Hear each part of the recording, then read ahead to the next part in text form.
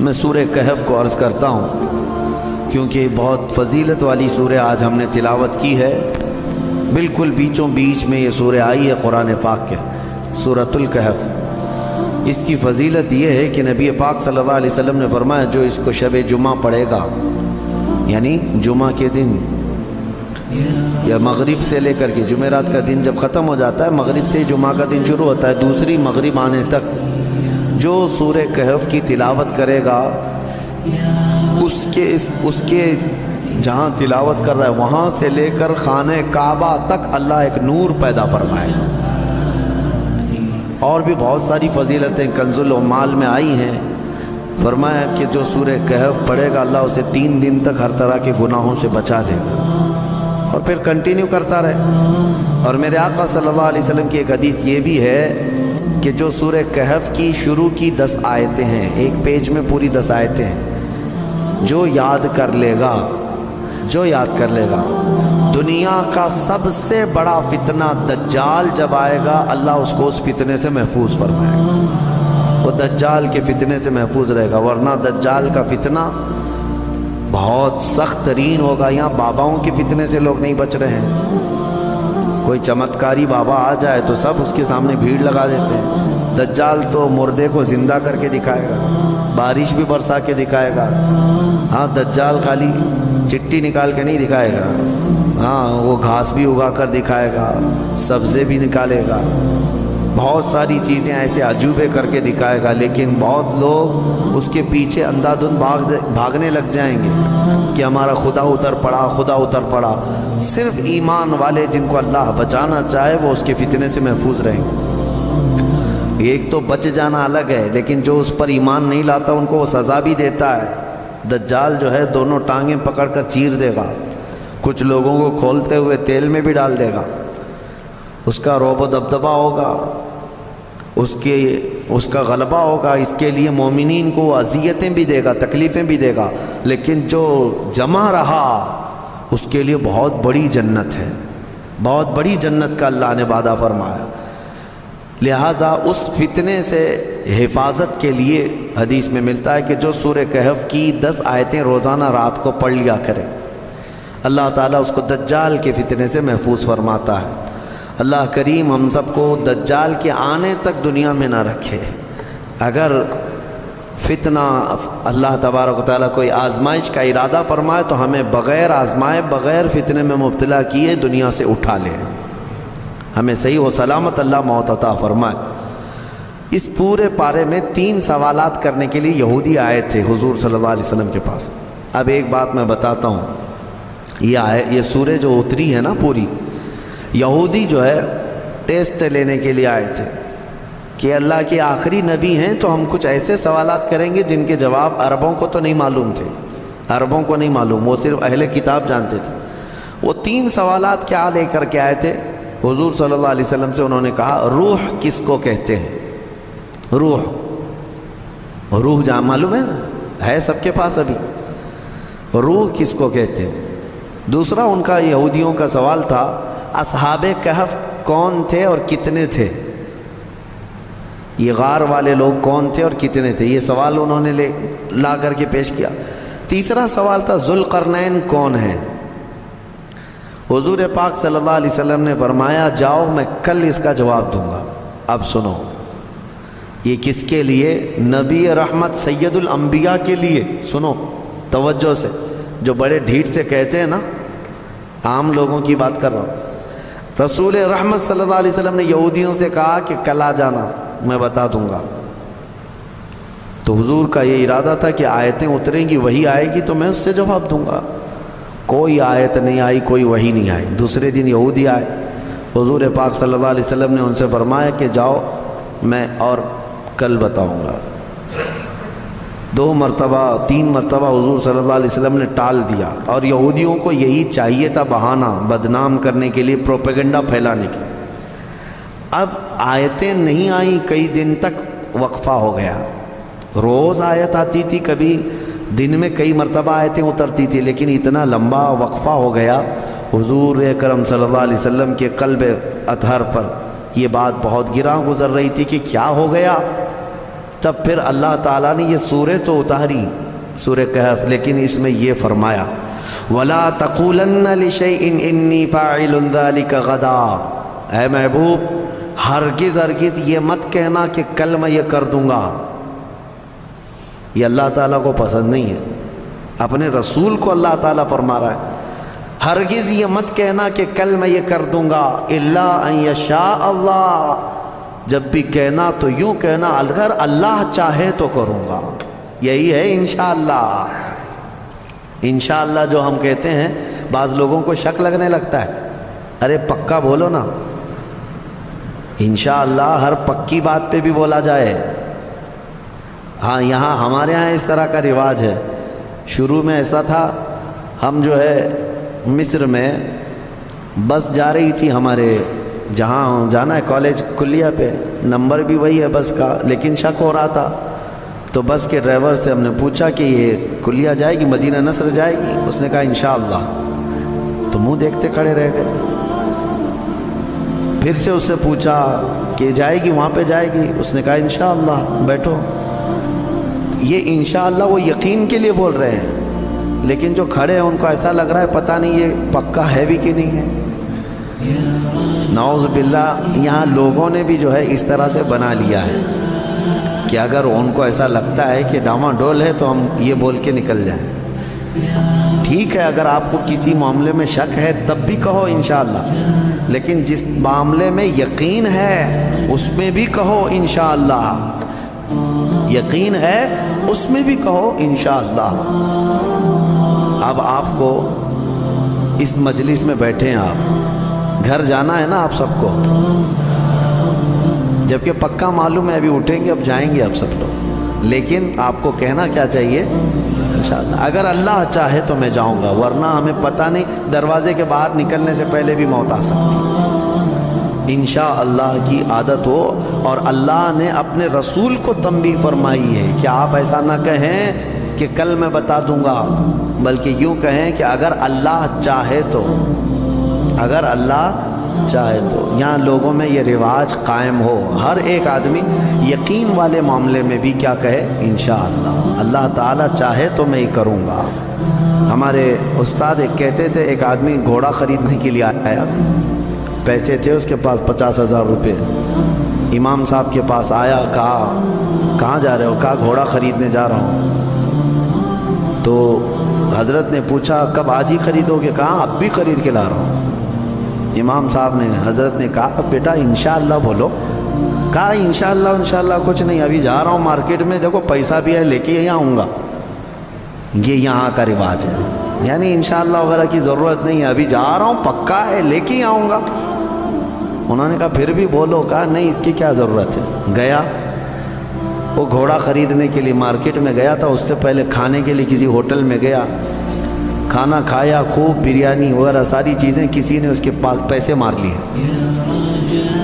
پوری پاکٹ کاٹ لیا، پورے جتنے پیسے تھے۔ اب اس کے بعد اٹھا، اس کے پاس بل دینے کے لیے بھی پیسے نہیں تھے، تو ہوٹل والوں نے کہا کہ یہ تو چور چکا دکھ رہا ہے، اتنا سب کھا لیا اور بل دینے کے لیے برسوں پہلے کی بات ہے۔ اس کو وہیں پر لگا دیا اور کہا کہ پورے برتن دھل کے جائے یہاں سے۔ ہوٹل کے پورے برتن اس سے دھلوائے، صفائی کروائے، شام ہو گئی، کپڑے میلے تھے، کچیلے، پتہ نہیں کتنے ٹیبل صاف کیا، برتن دھویا اور واپس منہ لٹکائے آیا۔ حضرت بیچ میں مل گئے امام صاحب، کہا کہاں ہے گھوڑا؟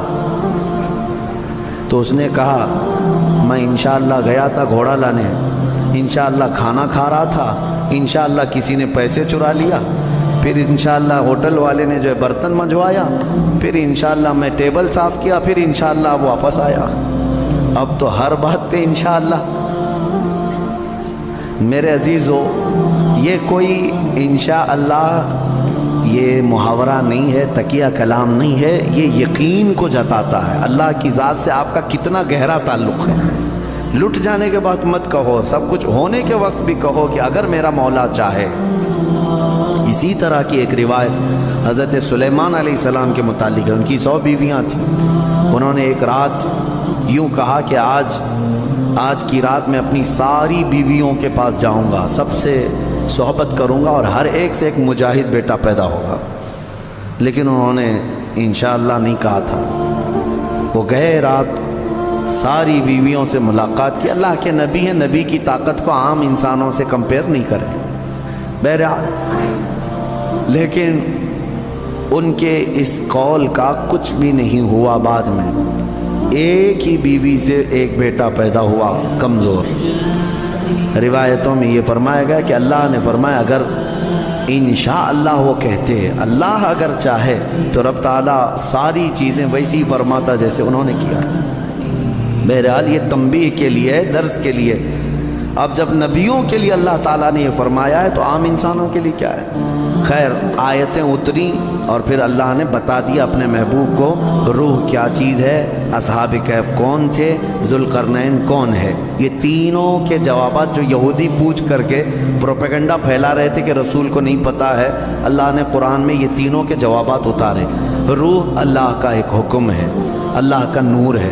اور اصحاب کہف اللہ نے فرمایا کچھ لوگ کہتے ہیں 5 تھے 6 تھے اور کچھ کہتے ہیں 7 تھے, 8واں ان کا کتا ہے. اے محبوب آپ فرما دیں ان کی صحیح تعداد اللہ ہی کو معلوم ہے. 7 لوگ تھے نوجوان. اور ذوالقرنین ان کے بارے میں پھر میں بتاؤں گا. اصحاب کہف کے بارے میں مختصر سی بات بتا دیتا ہوں. ایک بادشاہ تھا دقیانوس. وہ بادشاہ مرتد اس طرح کہ وہ آخرت کا بھی انکار کر رہا تھا اور وہ اپنا ایک الگ دھرم چلا رہا تھا. عیسیٰ علیہ السلام کا دین پرانا ہو گیا, یعنی عیسیٰ علیہ السلام کے دین میں ہی یہ چیزیں ہو رہی تھیں. تو وہ اس زمانے میں سب لوگ بت پرستی میں اور خدا کے انکار میں مبتلا تھے. تو 6-7 لوگ ایسے تھے جو بادشاہ کے سپاہیوں میں تھے یا وزیروں میں تھے یا الگ الگ تھے. یہ لوگ پوشیدہ طور پر اللہ ہی کی ذات پر یقین رکھتے تھے, ایمان رکھتے تھے, لیکن یہ ظاہر نہیں کر رہے تھے کہ ان کے بادشاہ مار ڈالے گا. لیکن کب تک اس طرح چھپ کر کے رہیں. تو یہ 7 لوگ یا 8 لوگ جتنی ان کی تعداد تھی, ایک جگہ یہ لوگ مل لیا اور کہا کہ ہم یہ شہر چھوڑ کر بادشاہ کی سلطنت سے دور چلے جاتے ہیں تاکہ ہمیں ہمارے دین پر آسانی سے عمل کا موقع ملے. وہ سب بادشاہ کو چھوڑ کر کے اچانک ایک دن رات کو طے کر کے نکلے. راستے میں ایک کتا ان کے ساتھ ہو گیا. انہوں نے کتے کو کہا کہ یہ کتا کہیں بھوکے گا تو ہم کو پکڑوا دے گا, اس کو چھوڑ دو. تو کتے نے فصیح زبان میں کہنا شروع کیا کہ میں بھونک کر پکڑوانے کے لیے نہیں بلکہ میں تمہاری حفاظت کے لیے ساتھ چل رہا ہوں. اللہ نے اسے زبان دی. یہ واقعہ موجود ہے. جب وہ لوگ نکلے بہت دور, آبادی سے بہت دور نکلے اور ایک غار میں جا کر کے انہوں نے آرام کی غرض سے پناہ لی. جب گئے اور سوئے. اب رب تعالیٰ فرماتا ہے فَضَرَبْنَا عَلَىٰ آذَانِهِمْ فِي الْكَهْفِ سِنِينَ عَدَدًا, ہم نے ان پر ایک لمبے سالوں تک نیند طاری کر دی. وہ سوئے تو سوتے رہ گئے. اب ہوا یہ کہ بادشاہ کو دوسرے دن کسی نے شکایت کی کہ 7 لوگ آپ کے وزیروں میں سے سپاہیوں میں سے ایسے ہیں جو آپ کے دین پر نہیں, وہ اللہ پر ایمان رکھتے اور وہ شہر چھوڑ کر چلے گئے. بادشاہ نے ان کی تلاش جاری کروائی, کہاں ہیں ڈھونڈو. جب تلاش جاری ہوئی تو ایک چرواہے نے بتایا کہ ایک جگہ سے میں ان کو گزرتے ہوئے دیکھا, اس غار میں گئے. بادشاہ اپنے سپاہیوں کو حکم دیا کہ جاؤ اس غار میں دیکھو. دیکھا تو کچھ لوگ سوئے ہوئے تھے. بادشاہ نے کہا ان کی سزا یہ ہے کہ ان کے غار کے منہ پر دیوار بنا تو ان کی قبر یہی ہو جائے, یہ باہر یہاں سے نہ نکل سکے. اس غار کے منہ کو دیوار چڑھا کر بند کر دیا گیا. یہ سزا تھی بادشاہ کی طرف سے کہ وہ میرے دین سے نکلے ہوئے لوگ ہیں. خیر سارے لوگ چلے گئے تو ایک چرواہے نے وہاں پر جو موجود تھا اس نے ان کی پوری تاریخ, ان کے نام لکھ دیے, یہ کون لوگ تھے, یہاں کیوں آئے تھے اور ان کے اوپر کیا سزا ہوئی. بات ہو گئی. یہ دقیانوس بادشاہ کا ظلم تھا, وہ لوگ چلے گئے. اب یہ لوگ سوتے رہے. قرآن میں ہے 309 سال تک سوتے رہے. 309 سال. اصل میں یہ 300 سال ہی ہیں, لیکن یہ جو سورج کے سال ہیں جن کو شمسی سال کہتے ہیں, جنوری, فیبروری, مارچ, اپریل, یہ شمسی سال ہیں, یہ سورج سے چلتے ہیں. اور قمری مہینے جو ہیں چاند سے چلتے ہیں, جو محرم, صفر, ربیع الاول, ربیع الاخر. اس میں اور اس میں فرق کیا ہوتا ہے معلوم ہے؟ ہر 100 سال پہ 3 سال کا فرق آ جاتا ہے. ہر 100 سال پہ 3 سال کا فرق آ جاتا ہے. یعنی اسلامی مہینے کبھی 29 کے ہوتے ہیں, کبھی 30 کے, کبھی 2 مرتبہ 29 کے ہو گئے, یہ جو چاند والے مہینے ہم ان کو اسلامی مہینہ کہتے ہیں، اصل یہ چاند کے مہینے، چاند سے چلتے ہیں، اور باقی جو سورج سے چل رہے ہیں شمسی مہینے جنوری فیبروری یہ فکس ہیں، ان میں کوئی چاند بھی دیکھنے کی ضرورت نہیں، سورج بھی دیکھنے کی ضرورت نہیں، وہ فکس ہیں۔ تو ان سالوں کے اعتبار سے جو شمسی سال اگر 100 سال ہو گئے تو قمری جو ہے نا 103 سال ہو جائیں گے۔ اس طرح 300 سال شمسی وہ اصحاب کہف سوتے رہے، لیکن قمری مہینوں کے اعتبار سے 309 سال ہو گئے، 9 سال ایکسٹرا۔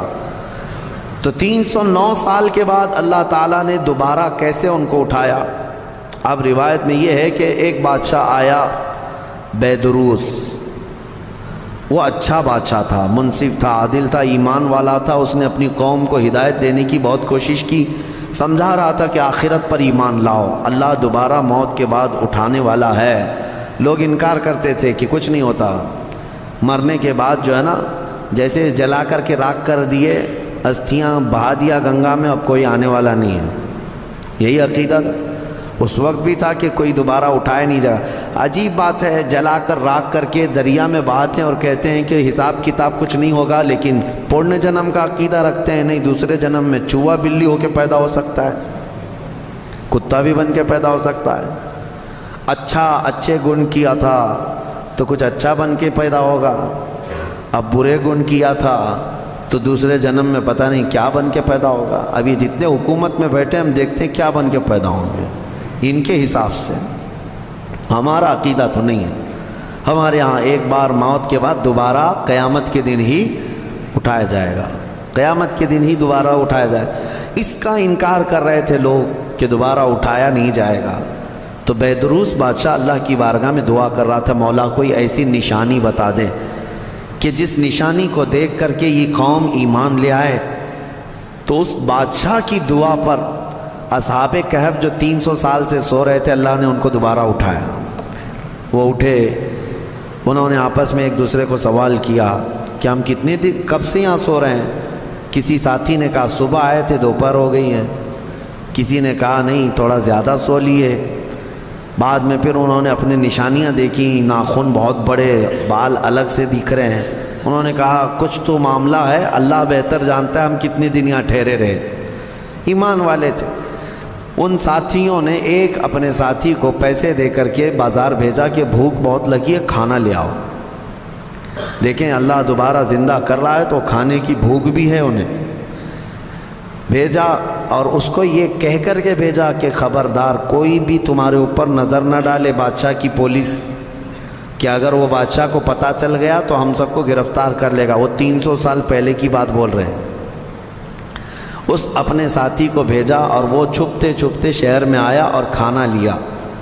کھانا لے کر کے اس نے پیسے دیا تو دکان والے نے دیکھا پیسے یہ کون سے، 300 سال پہلے کے پیسے۔ ظاہر سی بات ہے حکومتیں بدلتی ہیں، سکے بدل جاتے ہیں۔